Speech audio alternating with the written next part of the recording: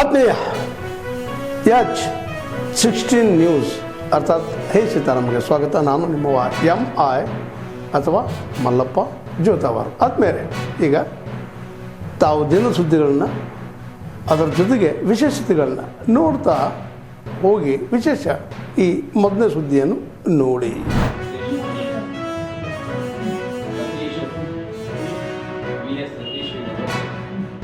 ಆಮೇಲೆ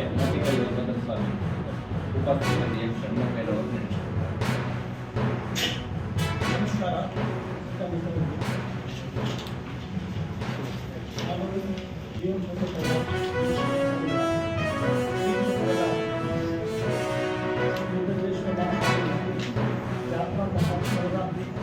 ನಿಮಿತ್ತವಾಗಿ ನಮ್ಮೊಂದು ಜಾತ್ರೆಯ ವಿಚಾರವನ್ನು ಸಂಸ್ಕಾರವಾಗಿ ತಿಳಿಸಿ ಮಾಧ್ಯಮಗಳ ಮೂಲಕ ನಾಡಿನ ಪಸರಿಸುವ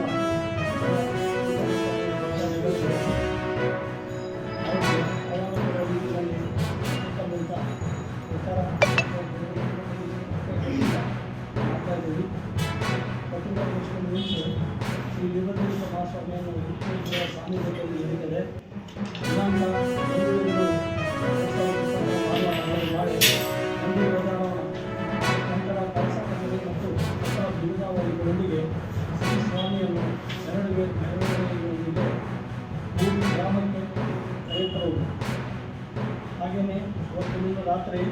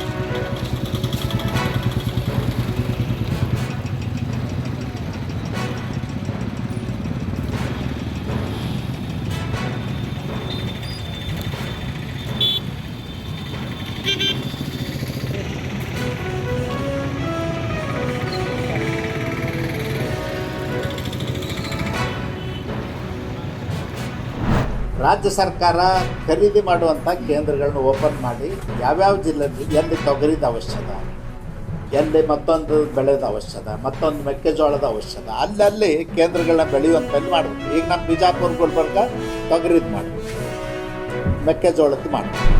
ಇಂಥವು ಪಾಠಕ್ಕೆ ಕೇಂದ್ರ ಸರ್ಕಾರ ಅನುಮೋದನೆ ಕೊಟ್ಬಿಟ್ಟು ಬಗ್ಗೆ ನಾನೇನು ಹೇಳೋದದ, ನಾನು ನಿಮಗೆ ಏರ್ಪೋರ್ಟ್ ಬಗ್ಗೆ ಭಾಳ ಸರಿ ಹೇಳಿದೆ.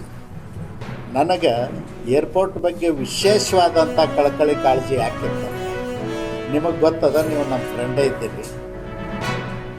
ನಾನು ಗೌರ್ಮೆಂಟ್ ಸರ್ವೀಸಲ್ಲಿ ಇದ್ದೆ. ಇದ್ದಾಗ ನಾವು 1975ದಿಂದ ಕಂಟಿನ್ಯೂ ರವಿದಾಸರು ಸುಮಾರು 13ನೇ ಶತಮಾನದಲ್ಲಿ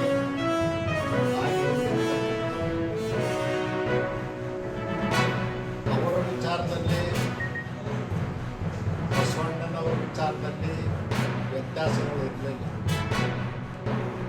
ಜಾತಿ ಹೆಸರಿನಲ್ಲಿ, ಧರ್ಮದ ಹೆಸರಿನಲ್ಲಿ, ಕುಲದ ಕಸಬದ ಹೆಸರಿನಲ್ಲಿ ಯಾರಿಗೂ ಕೂಡ ಶೋಷಣೆ ಆಗಬಾರ್ದು, ಶೋಷಣೆ ಮುಕ್ತ ಸುಂದರ ಸಮಾಜ ನಿರ್ಮಾಣ ಆಗಬೇಕು ಅಂತಕ್ಕಂಥ ವಿಚಾರವನ್ನು ಕೊಟ್ಟಂಥವರು ಸಂತ ರವಿದಾಸರು. ಸಂತ ರವಿದಾಸರು 12ನೇ ಶತಮಾನದಲ್ಲಿ ಸಾಮಾಜಿಕ ನ್ಯಾಯಕ್ಕಾಗಿ ಹೋರಾಟ ಮಾಡಿದರು.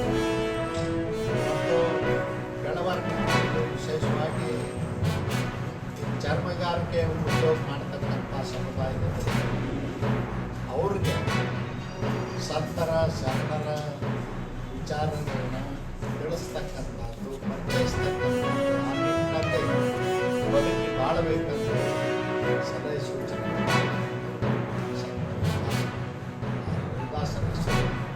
ಶಾಶ್ವತವಾಗಿ ಜನ ಇರ್ತಾರೆ. ಅದು ಉತ್ತರ ಭಾರತದಲ್ಲಿ ಅವ್ರು ಜನಿಸಿದ್ರಿಂದ ದಕ್ಷಿಣ ಭಾರತದಲ್ಲಿ ತಾವೆಲ್ಲ ಇಲ್ಲಿವರೆಗೆ ಸುದ್ದಿಗಳನ್ನು ನೋಡಿದಿರಿ, ಜೊತೆಗೆ ವಿಶೇಷ ಘಟನೆಗಳನ್ನು ಸಹ ನೋಡಿದಿರಿ. ಅದು ನಿಮಗೇನು ಅನ್ನಿಸ್ತು? ನಿಮಗೆ ಲೈಕ್ ಮಾಡಿರಿ, ಶೇರ್ ಮಾಡಿರಿ, ಕಾಮೆಂಟ್ ಮಾಡಿರಿ, ಜೊತೆಗೆ ಸಬ್ಸ್ಕ್ರೈಬ್ ನಿಲ್ಲಿಸ್ಬೇಡ್ರಿ.